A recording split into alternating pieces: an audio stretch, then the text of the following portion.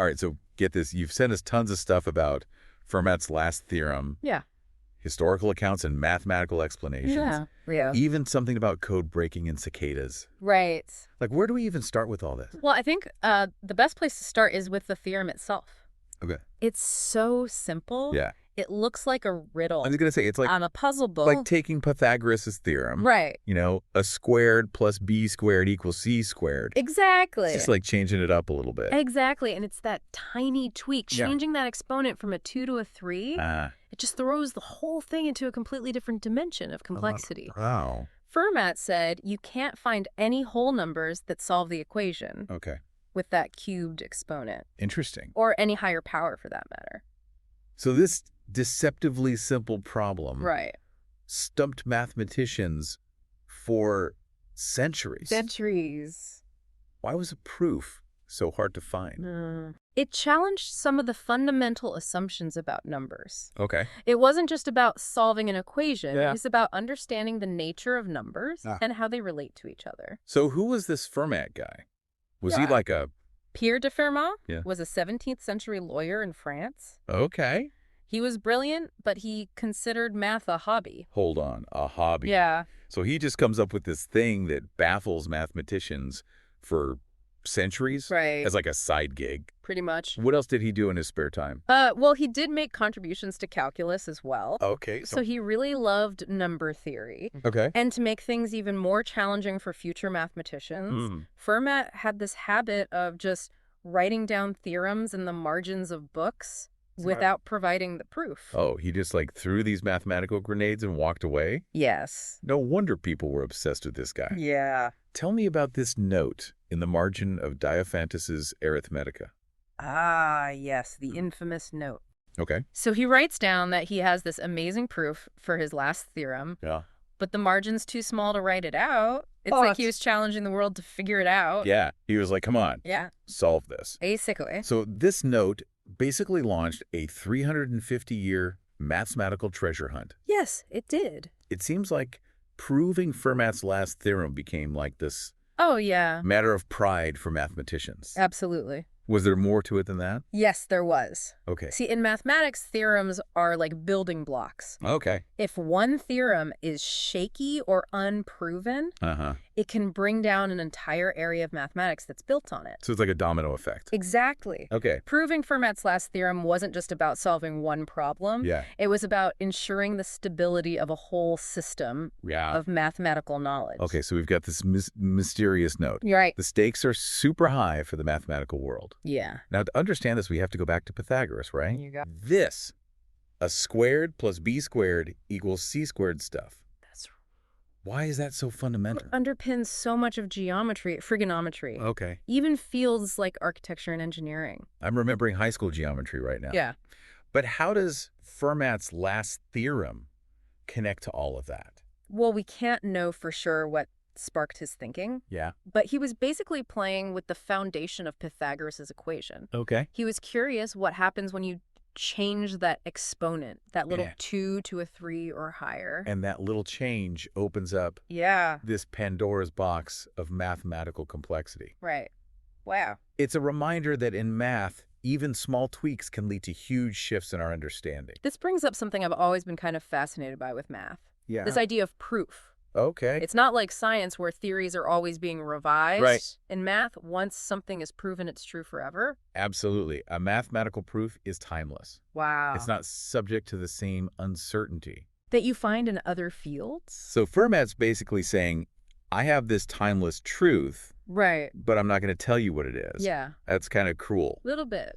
But it definitely spurred on centuries of mathematical exploration. It did. And this is where those prime numbers come in, right? Yes. The ones Fermat seems so obsessed with. Yeah. What makes those so special? Prime numbers, those divisible only by 1 and themselves are like the building blocks of all other numbers. Right. And Fermat's last theorem throws a wrench into how we think about these building blocks. Okay. When we start raising them to powers greater than 2. You know, I have to admit, prime numbers always felt kind of abstract to me. Yeah. Do they actually have any use in the real world? They do. Yeah. They play a role in the survival of certain species. What? Take cicadas, for example. Cicadas? Yes. Like those noisy insects that come out every few years? Yeah, those are the ones. What do they have to do with prime numbers? Well, some cicada species have evolved to have prime-numbered life cycles. Why? Some emerge every 13 years, others every 17. Oh, wow. It's a really clever evolutionary strategy. Hold on. How do prime numbers help cicadas? It's all about minimizing the chances of overlapping with predators or parasites Okay. by emerging on a prime number cycle. Uh-huh. They reduce the likelihood of syncing up with other species I see. that might prey on them. So by being out of sync, Right. they increase their chances of survival. Exactly. That's a fascinating example of how even these abstract mathematical concepts can have real effects on the natural world. They do. Okay, so we've got Fermat's challenge, Right. the importance of mathematical proof, Uh-huh. and even prime number cicadas. Right. What happened next in this quest to prove Fermat's last theorem? Well, over the centuries, lots of brilliant mathematicians took up the challenge. Okay. One of the first attempts was by Leonhard Euler, Okay. a giant in the world of mathematics. All right, tell me about Euler. Euler was a master of working with numbers. Okay. He managed to prove Fermat's last theorem for the case of n equals 3. But to do that, he had to venture into uncharted territory. Okay. He introduced the concept of imaginary numbers. Imaginary numbers. Yeah. Okay, now we're going down the rabbit hole. Right. What are those? Well, they're based on the square root of -1, Okay. which we represent with the letter I. All right. Now, in the real world, you can't take the square root of a negative number. Right. But Euler realized by introducing these imaginary quantities, he could expand the possibilities of mathematics I see. and make connections that were previously impossible. So he essentially invented a new type of number He did. just to tackle this problem. Exactly. And those imaginary numbers weren't just a mathematical curiosity. They weren't. They actually had real-world applications. Yeah, they revolutionized math. Wow. Became crucial in fields like physics and engineering. Okay, so Euler sounds like a true innovator. But did anyone else make any headway? Yeah, there's another great story about a French mathematician, Okay. Sophie Germain, Okay. who made groundbreaking contributions in the early 1800s. Tell me about Sophie Germain. Imagine trying to make your mark in mathematics, Yeah. but you're a woman at a time when women were largely excluded from academia. Oh, wow. That was Sophie Germain's reality. You're kidding. She had to fight just to get her work recognized. Unfortunately, yes. Wow. To get her work taken seriously, she initially used a male pseudonym, What? Monsieur Leblanc. Wow. Talk about a hidden figure. She had to hide her identity just to participate in math. That's right. It's incredible. It reminds us of the barriers that women in science have faced throughout history. Yeah, absolutely. But her work was so brilliant that eventually even Carl Gauss, Wow. one of the most celebrated mathematicians, Yeah. recognized her genius. So what was Sophie Germain's breakthrough? She developed a really clever approach to proving Fermat's last theorem for a large category of prime numbers, which are now called Germain primes. Wow. It was a major step forward. So it's inspiring to see how she persevered It is. despite all these challenges. Yeah. So by the 19th century, things were looking pretty good for Fermat's last theorem. Well, not so fast. Oh, The no. 20th century threw a few curveballs. What heck? Things that made mathematicians question the very foundation of their field. Did someone disprove Fermat? Not quite, but the very idea of proof was challenged. Okay. One of the biggest shocks came from a logician, Kurt Gödel. All right. In the 1930s, he came up with these mind-blowing incompleteness theorems. Okay, try to explain this in a way that won't make my head spin. All right, so essentially they stated that there are some mathematical truths Yeah. that can never be proven, no matter how hard we try within a given set of axioms. Axioms, remind me what those are again. Axioms are the fundamental assumptions that math is built on, Okay. kind of like the starting point for all logical reasoning. So Gödel was saying there are some things in math that are true, Yeah. but we can never actually prove them. Yeah.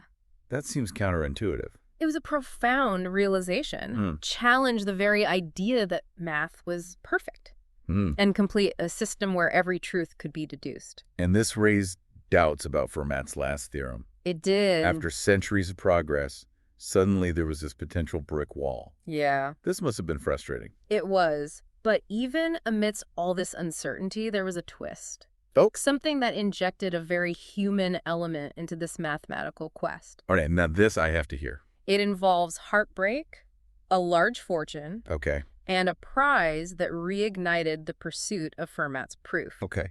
It's a story for the ages. All right. And one we'll delve into next time. Okay, I can't wait. Okay, so we left off with like this big cliffhanger. Yeah. This German mathematician, heartbroken over lost love, Right. throws this giant pile of money at Fermat's last theorem. I know, it's a crazy story. This sounds like straight out of a movie. It really does. So tell me about this guy. His name was Paul Wolfskill. Yeah. And he was convinced that dedicating his fortune Uh-huh. to a prize for whoever could solve this problem would somehow ease his pain. So this wasn't just like some Yeah. symbolic gesture. No, this was serious money. This was a lot of money. Oh, yeah. The Wolfskill Prize, established in 1908, was a huge deal. Okay. Created a worldwide sensation. Wow. You can imagine the influx of proofs submitted after that. Yeah, I bet. Yeah. So all of a sudden you've got this centuries-old problem. Right. This life-changing prize. Yeah. And this added uncertainty from Gödel's incompleteness theorems. All right.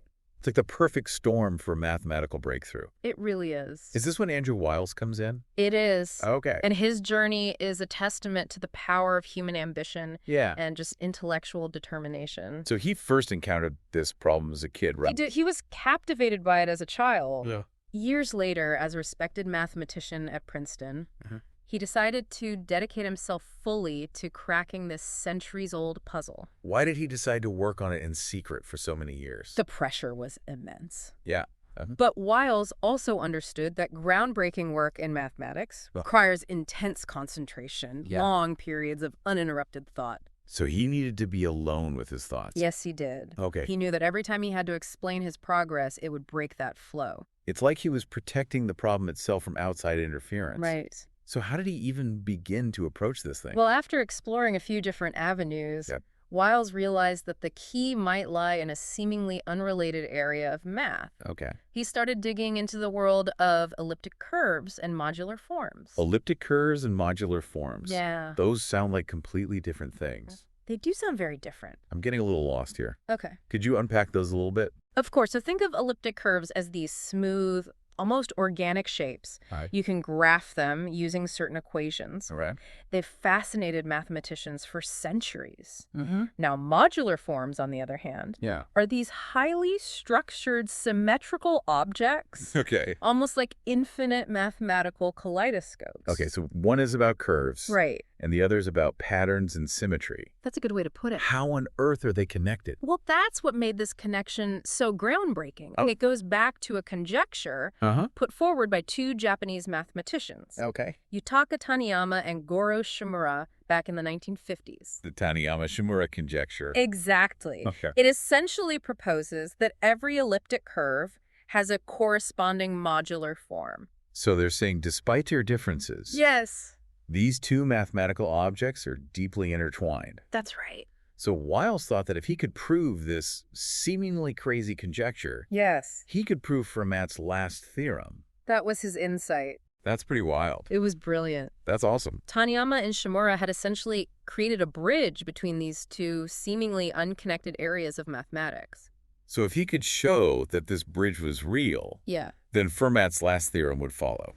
Logically, it would follow. This is like solving a mystery by uncovering this hidden passage. It is. To a whole other dimension. Exactly. But there was a tragic part of this story, right? There was. With Taniyama and Shimura. Yes. Sadly, shortly after presenting their conjecture, Yutaka Taniyama took his own life. Oh, wow. He never got to see how profoundly his work would impact the world. That's heartbreaking. It is. Did Shimura continue working on this? He did. He played a crucial role in developing the ideas further. Okay. But even he admitted at the time that the conjecture seemed so radical that many mathematicians just dismissed it entirely. Really? It was a huge intellectual risk for Wiles to spend so much time on it. So Wiles is basically tackling two huge problems at once. He was. Proving Taniyama-Shimura, and by extension, Fermat's last theorem. That's right. That's incredible. It was an undertaking of incredible scope, Yeah. requiring him to push the boundaries of existing knowledge and invent new techniques. Did he ever talk about what it was like He did. to work with these abstract concepts for so long? He once compared the process to exploring a dark, unfamiliar mansion.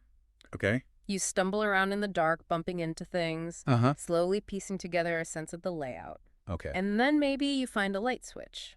Illuminate a whole new section of the mansion. I love that. It's a good one. So after years of working in this metaphorical darkness, right, did he finally have that eureka moment? He did, and it's one of the most dramatic moments in mathematical history. Okay. Wiles becomes convinced he's found the answer.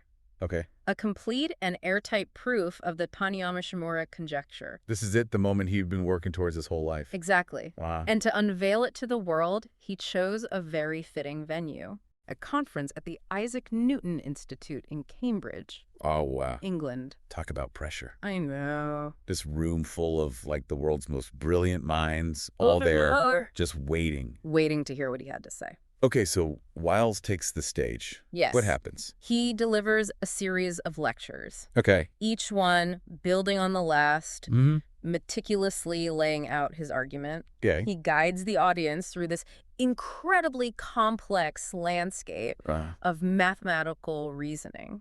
I bet people started catching on pretty quickly. They did. As the lectures progressed, a sense of awe and excitement rippled through the audience. Wow. They realized they were witnessing something historic. Wiles was on the verge of proving not just Taniyama-Shimura, but also Fermat's last theorem. And then the big reveal. The big reveal. Did he write it on the board? He presented his final argument, connected all the pieces he'd meticulously laid out. Yeah. The room erupted in applause. Oh. After centuries, Fermat's challenge had been met. What a moment. It was. That's awesome. It really makes you believe in the power of human ingenuity. It does. It does. So that's a case closed, mystery solved. Well, not quite. Oh. The story doesn't end there. Okay. As Wiles' proof underwent peer review, a subtle but critical error was discovered. Oh, no. I know. After all that work, Yeah. after that amazing presentation, there's a flaw. There it was. What was his reaction? It was devastating. I bet. He had poured years of his life into this. Yeah? Only to have his masterpiece deemed incomplete. Oh, man. It was a tough time. So what happens next? Well, he retreated back into a period of intense work. Okay. Even more determined to fix the error. Wow. So he didn't just give up. No, not at all. Most people would have. Yeah, probably. What kept him going? He was driven by a deep belief in the beauty and truth of mathematics. He knew that the Taniyama-Shimura conjecture, and by extension, Fermat's last theorem, had to be true. Okay. He just needed to find the right way to express that truth. So he's back in that dark mansion. He is. But this time it's not just about exploring. Right. It's about finding a way out of this very specific maze. Exactly. And he wasn't alone in this endeavor. Oh, yeah. Richard Taylor, a former student of his, joins him in this intellectual battle. So they're working together, going through everything. Yes, trying to find that one missing piece. How long does this go on? It was almost a year of intense, grueling work. Really? Filled with dead ends and moments of despair. I can't even imagine. Wiles later described it as being trapped in a mathematical prison. Wow. Yeah. But they didn't give up. They did not give up. And that persistence led them to this incredible moment of revelation. It did. Okay. I need to hear about this. All right. So you ready for this? Okay. So you're saying they're hunkered down, wrestling with this proof. The pressure's on. It was unbelievable. How did they finally, break through that wall? Well, you're not going to believe this, but the solution actually came when Wiles was almost ready to give up. Oh, wow. Yeah, he was starting to think his whole approach was flawed. Really? Using this thing called the Cully-Vagen-Flack method. He'd spent years going down the wrong path. After all that, he was just going to scrap it all? Almost. But then he was looking back at his earlier work on a totally different method called Iwasawa theory. Yeah. And he had a sudden epiphany. Like a flash of insight? Exactly, like a bolt out of the blue. Oh. He saw a way to combine these elements of Iwasawa theory with the Cully-Vagen-Flack method. So it's like discovering a hidden doorway. It is. In a room you thought you knew. That's a great way to put it. So after months of dead ends, the solution was there all along, just hidden. Sometimes that's how these breakthroughs happen. Wow. It shows how interconnected mathematical ideas are. Yeah. How these different concepts can come together to form a complete picture. So Wiles sees this new path forward. Yes. Does he, rush back to the mathematical community? Not quite. What does he do? He dives back into the work. Okay. But this time, with a new energy and focus, he refines his approach, checks every step. Yeah. works with Richard Taylor to make sure there are no flaws this time. And does it work? It does. Wow. With this final piece in place, Wiles completes a solid, airtight proof of the Taniyama-Shimura conjecture. And with it, a proof of Fermat's last theorem.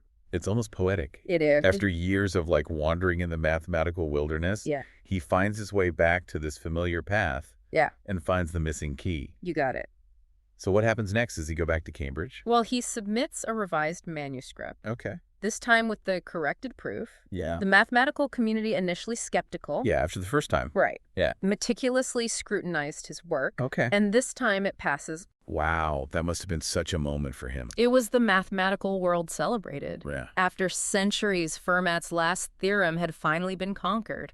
So what does all this mean for us non-mathematicians out here? Wiles's achievement goes way beyond solving this old puzzle.